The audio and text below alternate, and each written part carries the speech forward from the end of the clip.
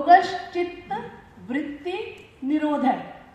चित्त की वृत्तियों का निरोध करना। वृत्तियों का मतलब उसका जो स्वभाव है, जो हमारी ज्ञान इंद्रियां काम करती हैं, कर्म इंद्रियां क्या काम करती हैं। हमारी ज्ञान इंद्रियां भी 5 हैं और कर्म इंद्रियां भी 5 हैं। वही आंख, नाक, कान, मुंह और स्किन। तो इसके क्या क्या कर्म हैं? इसके कर्म हैं सूंघना, बोलना, देखना, महसूस करना, ये सब, और चखना। जितने हमारे ज्ञान इंद्रियां हैं वही कर्म इंद्रियां हैं, उन्हीं से हम कर्म करते हैं। और वो कर्म हमने कैसे करने हैं, यही योग सिखाता है।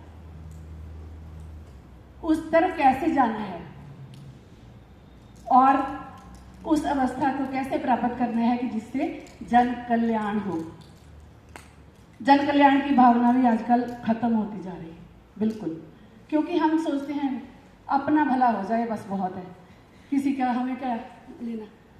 तो ये जो वृत्तियां हैं, हमें इनका निरोध करना, इनको रोकना, वृत्तियों को रोकना ही तप है। योग के 8 अंग हैं: यम, नियम, आसन, प्राणायाम, प्रत्याहार, ध्यान, धारणा, समाधि। यम, नियम, आसन, प्राणायाम, प्रत्याहार, ध्यान, धारणा, समाधि में समाधि तक कैसे जाना है वो तो बहुत लंबा रास्ता है, बड़ी दूर की बात है। हम पहले यम तो सोच लें। यम क्या है? अब तप करना। तप करने का ये मतलब नहीं कि धूप में एक टांग पे खड़े हो जाओ।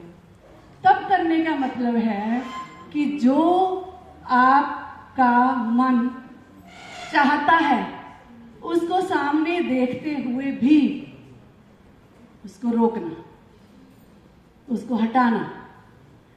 बहुत पदार्थ हैं जो हमें ललचाते हैं संसार में, पर अगर हम उसको सामने देखते हुए भी, प्राप्त करने के योग्य होते हुए भी अगर हम उसको नहीं प्राप्त करेंगे तो ये तप है। किसी का धन, किसी की दौलत, किसी की वस्तु, किसी की प्रतिष्ठा को देखते हुए भी हमें जलन होती है। तो ये सब बातों को अगर हम अपने मन को रोकें कि नहीं, ये मैं उसी पे आ रही हूँ, घूम फिर के प्राणायाम पे। तो उसका मैं अर्थ बता रही थी कि इसकी जरूरत क्यों पड़ती है। जब हम अपने शरीर को साध लेते हैं, कठिन परिस्थितियों में हम अपने आप को सामान्य रखते हैं और वस्तुओं की अभाव के बावजूद हम संतुष्ट रहते हैं, तो ये तप है। ये ही तप है। हर वक्त सब कुछ होते हुए भी रोते रहना, चिल्लाना और अपने आप को भगवान को बुरा भला कहना, ये बिल्कुल बिल्कुल भी ठीक नहीं है व्यक्ति के लिए। होता क्या है, जब हमें वो चीज़ प्राप्त नहीं होती तो हम उस पर और सोचते हैं और सोचते हैं और सोचते हैं, तो हम धीरे धीरे धीरे धीरे डिप्रेशन में जा सकते हैं।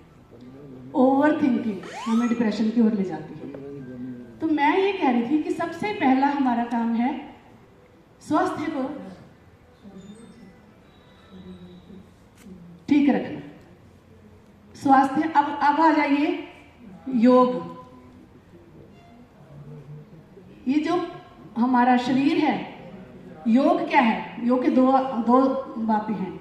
The software of the body, the software of the body is pranayama and the exercise is for the hardware of the body.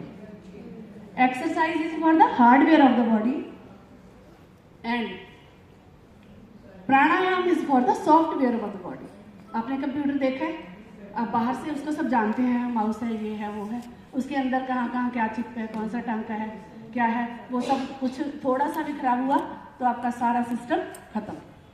तो इसलिए जो प्राणायाम है वो for the software of the body.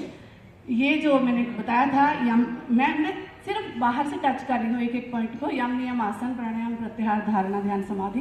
तो यम में से हमने सबसे पहले क्या लिया? तप।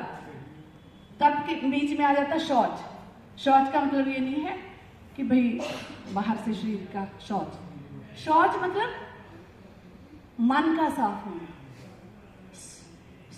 शौच मतलब सफाई मन की।